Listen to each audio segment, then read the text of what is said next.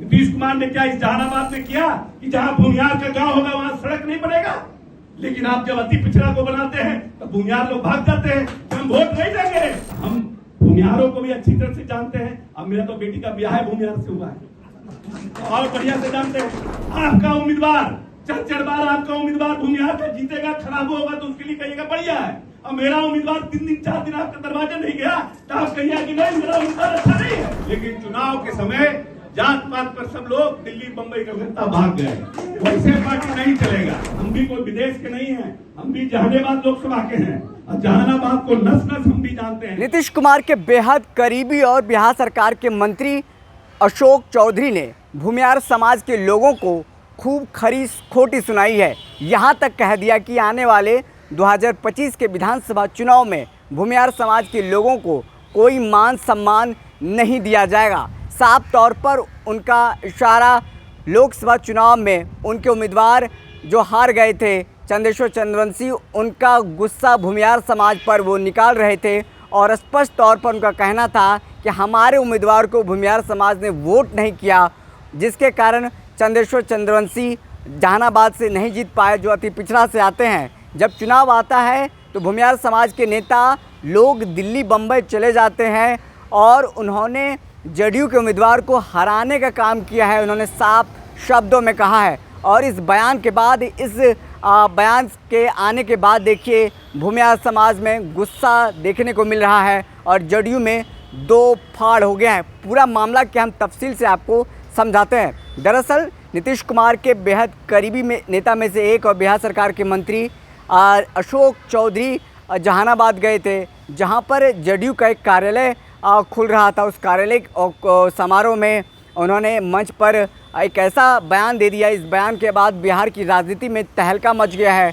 पूरा देखिए आग की तरह इस बयान को फैल गया है, ये बयान फैल गया है और भूमिहार समाज खास करके ज़्यादा गुस्सा में नज़र आ रहे हैं, बगावती तेवर अख्तियार करते हुए नज़र आ रहे हैं भूमिहार समाज के लोग। आपको बता दें कि 2024 के लोकसभा चुनाव में जदयू ने चंदेश्वर चंद्रवंशी को वहां से उतारा था, जो अति पिछड़ा समाज से आते हैं, और राजद ने सुरेंद्र यादव को जहानाबाद से उतारा था और राजद के उम्मीदवार सुरेंद्र यादव ने वहां से जीत हासिल की और जदयू के उम्मीदवार चंदेश्वर चंद्रवंशी हार गए थे।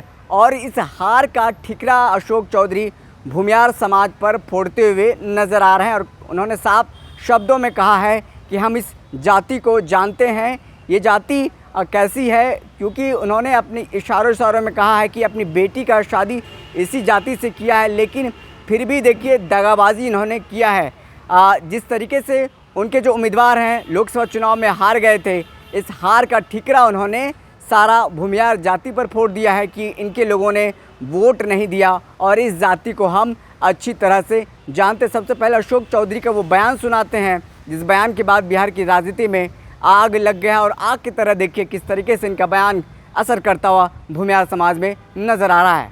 और हमने दिलीप कुशवाहा जी से आग्रह किया था कि आप देखिए कि भारतीय जनता पार्टी ने हर एक जिले में देश के सभी जगहों पर पार्टी का कार्यालय बना लिया और आज तक 18 साल से हमारी पार्टी सत्ता में है, लेकिन पार्टी का कार्यालय किसी जगह हमारे यहाँ पूरे जिले में कहीं नहीं। इसलिए अपने कार्यकर्ता के मनोबल को बढ़ाने के लिए आप सब मिलकर के, और जहानाबाद में इतने सक्षम लोग हैं, चाहे अभिराम शर्मा जी हो, मजबूत आदमी है, कहा कि जमीन जायदाद तो गरीब तबका अति पिछड़ा महादलित के पास तो है नहीं है तो सब भूमिहारे लोग के पास। और जहानाबाद में भूमिहारे लोगों का वर्चस्व है, तो अभिराम शर्मा जी है, हमारे प्रिंस बाबू है, यही लोग ने जमीन दे सकते हैं पार्टी के लिए। तो हम आग्रह किए 15 अगस्त को कि आप लोग आधा कट्ठा 1 कट्ठा जमीन दीजिए, जमीन आप दीजिए, अब बनाने का काम महादलित करेगा और रहने का काम कुशवाहा पिछड़ा करेगा, तो बस कॉम्बिनेशन बन जाएगा।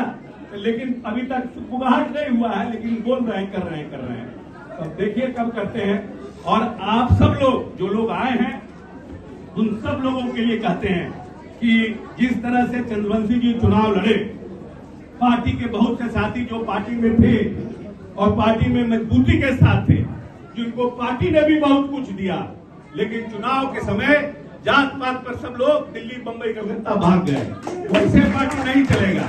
पार्टी तभी चलेगा जब पार्टी का निर्णय हो गया, नेता का निर्णय हो गया, गलत चाहे वैसे ही खेत को हम सब मिलकर जोतेंगे और उसमें से 4 को भाग जाएगा तो किसान बढ़िया किसान नहीं है। और वैसे लोगों को चिन्हित करना चाहिए।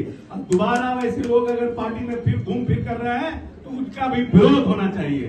पार्टी में वैसे लोग नहीं चाहिए। तो पार्टी के चुनाव के समय जब पार्टी मजबूती से चुनाव लड़ रही है, चाहे निर्णय सही था चाहे निर्णय गलत था, लेकिन पार्टी के नेता ने जब निर्णय कर लिया और पार्टी ने जब सिंबल दे दिया तो जो लोग पार्टी के साथ खड़े नहीं थे उनके साथ हम लोग भी खड़े नहीं रहेंगे।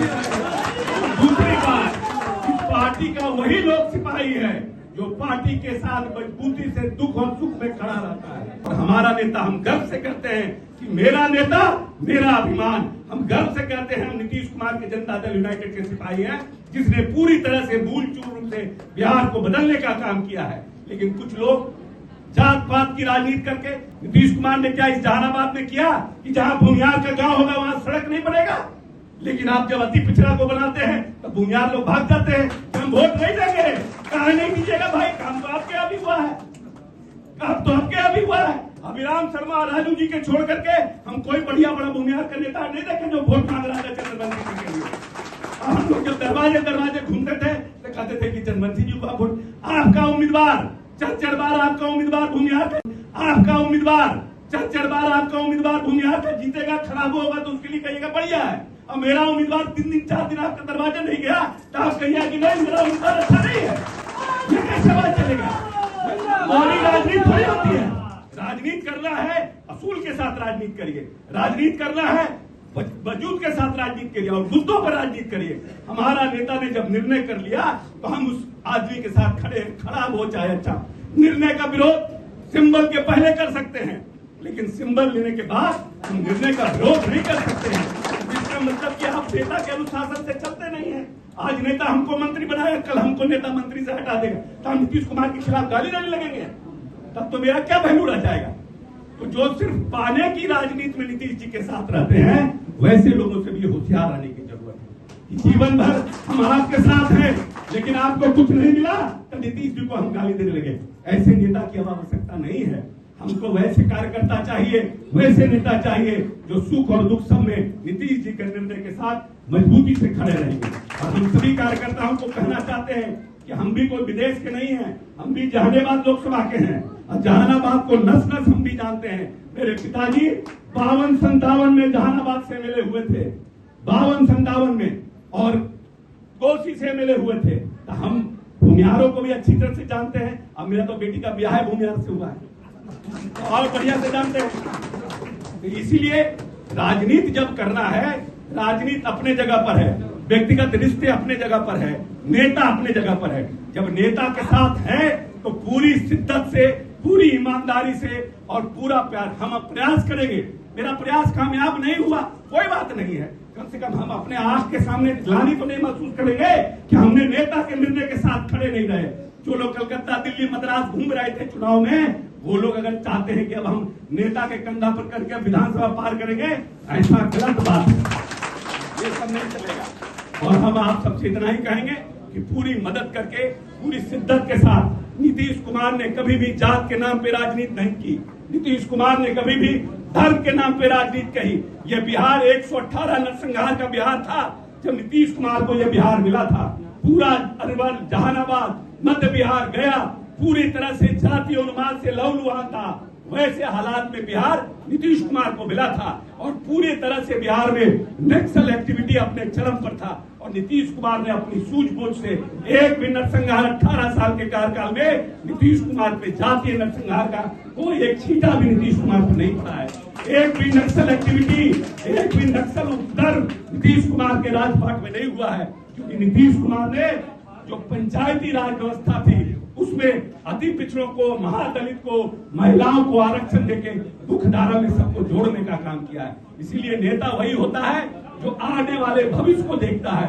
इसीलिए हम सब जहानाबाद के जो जनता दल यूनाइटेड के कार्यकर्ता हैं, उन सबसे हम इतना ही आग्रह और अपील करेंगे कि पूरी मजबूती से 2025 का जो हमारा विधानसभा का चुनाव होगा उसमें सभी जाति धर्म के लोगों को अपने साथ लेकर के, सभी जितने भी हमारे साथी हैं जिन्होंने समता काल से लेकर के आज तक नीतीश कुमार के परचम को मजबूती से थामे रखने का काम किया है। उस परचम को 25 में भी पूरी मजबूती से थामे रखना है और जहानाबाद और मगध से माननीय नेता को दोबारा विजयी बना करके और इस देश में जो 21वीं सदी का सपना देखा है माननीय नेता, उनके जीवन काल में उस सपना को हम सब कार्यकर्ताओं को पूरा करने का काम करेगा। बहुत बहुत धन्यवाद। जय बिहार, जय नीतीश कुमार।